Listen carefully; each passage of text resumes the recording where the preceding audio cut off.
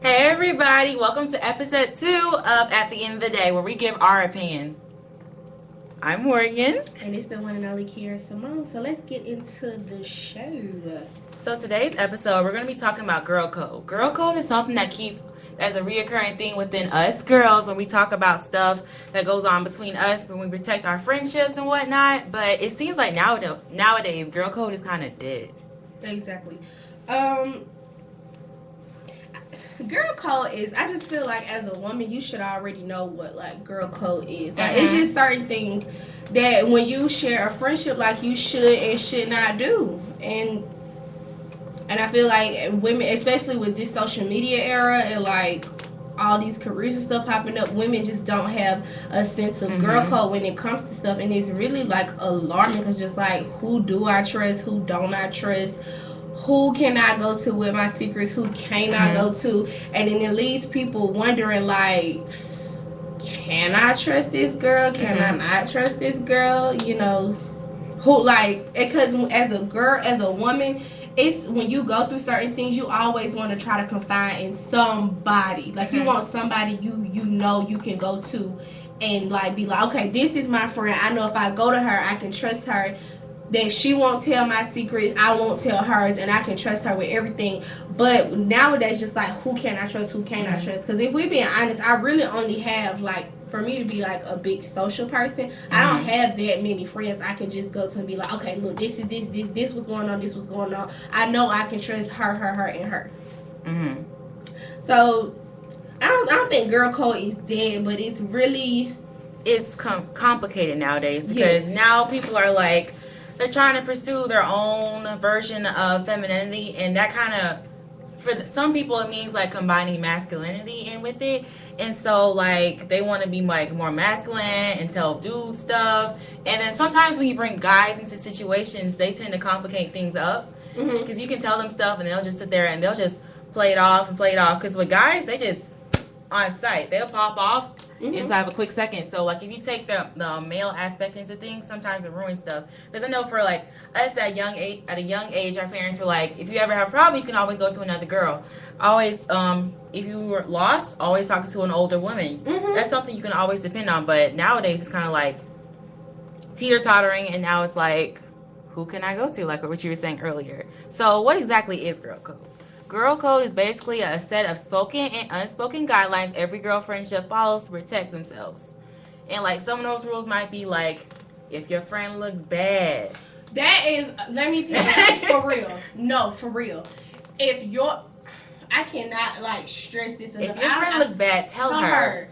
Like, it's, and because people feel like, well, I'm overstepping my boundaries. If we go out and your wig is lifted, I'm going to tell Pull you. it back, because the wig is strong nowadays. I'm gonna, like, y'all need to tell y'all friends when they look a mess. If your friend is going outside and her outfit is not right, you need to let her know, like, look, sis, you need to go in the house, you need to try again. And then with that, it's not even, and with certain situations like that, people feel like it's a teeter-totter because it's like, well, I don't want to be rude. And it's not being rude. If you say it in a loving way, they should understand. She's not going to take it like that. So I feel like as a friend, don't let me walk out the house looking crazy. If you see that what I got on is not right, you need to let me know. Like, look, you don't, like, look, the outfit is not together.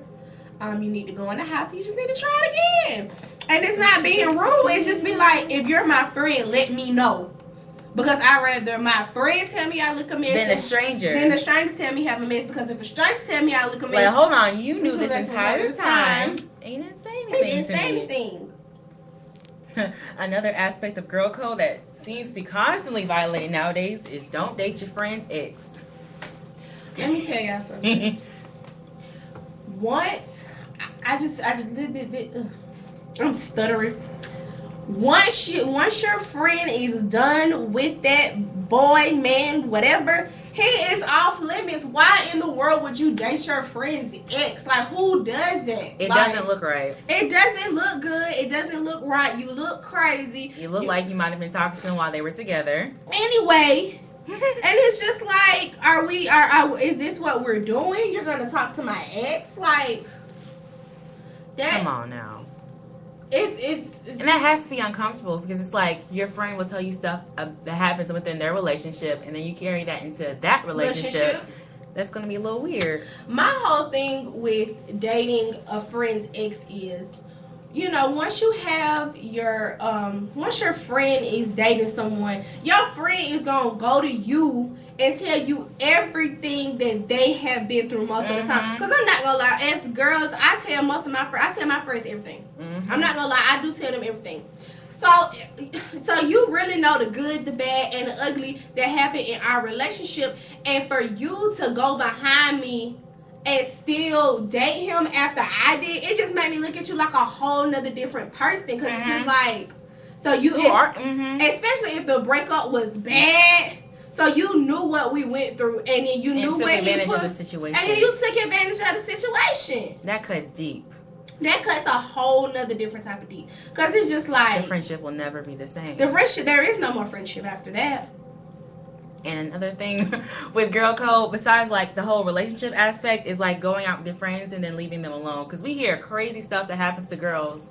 And it's like, where are your friends? You don't let your friends drive an Uber alone because people are weird. Because Super Bowl weekend, they caught so many people during sex trafficking rings because they were trying to cut down on trafficking, and they it was like what 8 in a matter of 2 hours that they were able to 8 different things. I was always, my mama always taught me, if y'all go together, you leave together. I don't care, like, if me and my friend, if 5 people walked in the club, walked in the restaurant, walked in anywhere, 5 people need to leave. Period. If we come together, we need to leave together. And that is the end of the story. I don't care if you met some dude in the club, he can follow this car back home. If that don't sit well in my spirit, because I know 5 of us, especially when you meeting strangers in the club, like you gonna don't know their intentions. You don't know his intentions. You don't know what he finna do to you. You don't know what, and then you just gonna, and then nothing with me. I'm not gonna leave my friend nowhere. Period. Like if we in a party, for the most part, we gonna stay in that party together, or either she gonna tell me where she finna go. But as far as me leaving her somewhere, no. If we came with 5, we're going to leave with 5. Period. It's no, I'm going over here, I'm going over there. And then another thing that I don't like, and you see a lot on Twitter, is girls, they get like sloppy drunk, and next thing you know, the next morning they all over Twitter like, where are your friends? Like, don't let your friends be recorded drunk doing crazy stuff. Cause I see that stuff all the time. They're just like, they'll be like falling over, and you'll see they don't have on any like underwear, and then they're just like falling around everywhere, and there's people like touching them and whatnot, and it's like, where are your friends? Where are your friends? Even besides that, if other girls are around, why aren't you stopping this? You're just seeing stuff, and it's like, oh, I would never do that. Exactly. And then like and that's another thing, like even if you see, and that's another thing about girl code, is people feel like, well, she not none of my friend.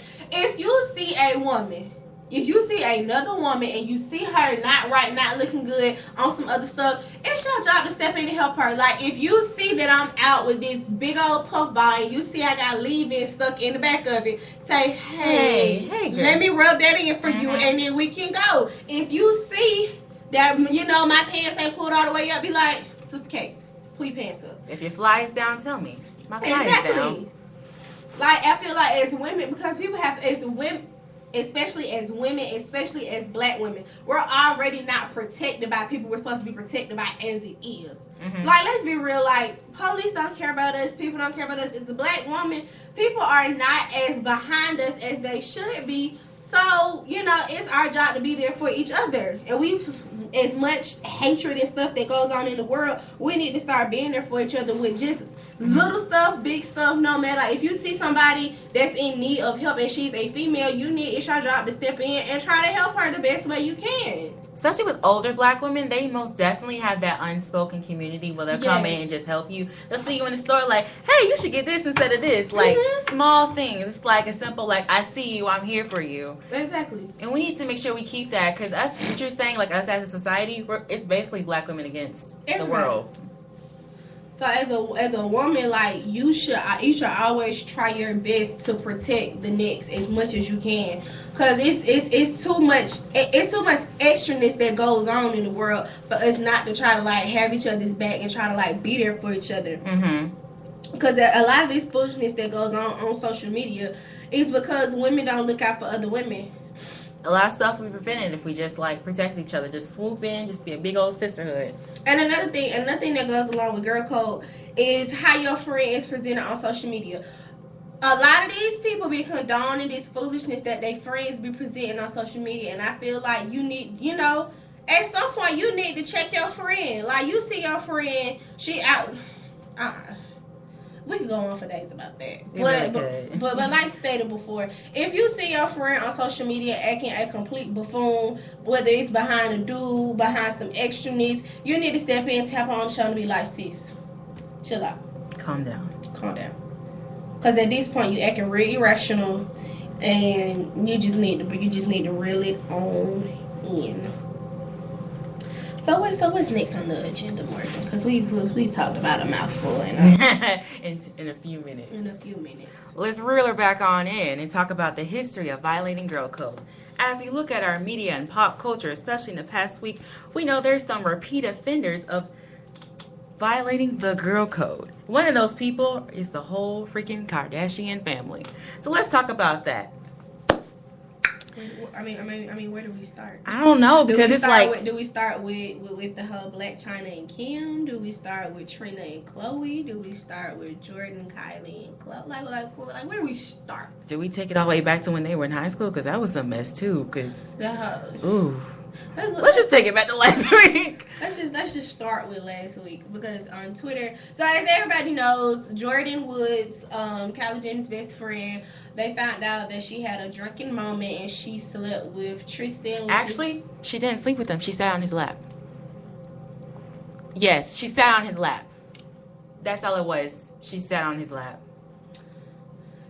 We now see how the media takes things totally out of proportion. Mm-hmm. Fake news, hashtag. But, I mean, a lot of, as a Twitter fiend, people, I see a lot that happens on Twitter. And so when this situation came up, now I'm not condoning cheating. I'm not condoning cheating. I'm not condoning stepping outside your relationship. I'm not condoning none of that. But what I do know about is karma. And if you look at the Kardashians and you look at the long line stuff that they did to people, it's just like, when did you ever think this wasn't going to happen back to you? Because if you look at Khloe, let's not act like Tristan didn't have what that girl was. What's her name? Jordan. Let's not act like she wasn't a whole 5 months pregnant when they got together. Let's not act like they were still technically in a relationship when they got together. Let's not act like he missed a lot of the baby's important, such as birth. You missed the birth because you were with Khloe. But, nobody's going to say that. Let's not act like people try to shun her baby out because True is here.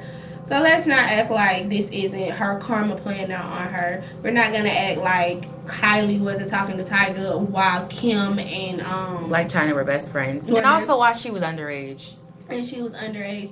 So the Kardashians have a long line of history. I mean, I still, I'm not gonna say I love them, but I do like them. I mean, anybody who can come up off of nothing, I feel like that's a great like they literally come up off of nothing. Like, they have no talent. They don't sing, dance, rap. They don't even do splits. But they, they still coming up in the world. So I do commend them for that. But as far as like, this is just that karma coming back. It's on them. Like, you can't. You can be upset because that's your husband, but it's just like boyfriend, baby daddy, boyfriend. You have to know that the same thing to other people. You don't expect to come back to you. You're not invincible. The money, you can have all the money in the world, and it's not going to make you happy. It's not going to make anyone stay. You can do all this stuff to your body. It's not going to make people stay. You can sit there and chop yourself up. It's not going to make somebody stay. And then to think that you can always do all this stuff to people that are your friend circle and expect others inside of your friend circle not to do the same thing to you. It's like, Because, Khloe, we're not going to act like Khloe and Trina were friends when Khloe started talking to French Montana. That's old news, but it's still the same. They were still living together. They were still living together. They were still doing a couple things. So let's not act like it's just a home full of homeworkers. Or, I like I said, I'm a firm believer in karma. And what you reap is what you sow. Now, hopping on to the other sister. We all know that Kylie has a baby with Travis Travis Scott. And Travis Scott was with Justine Skye before. I forgot. That's why they're no longer friends. Mm-hmm. Yes.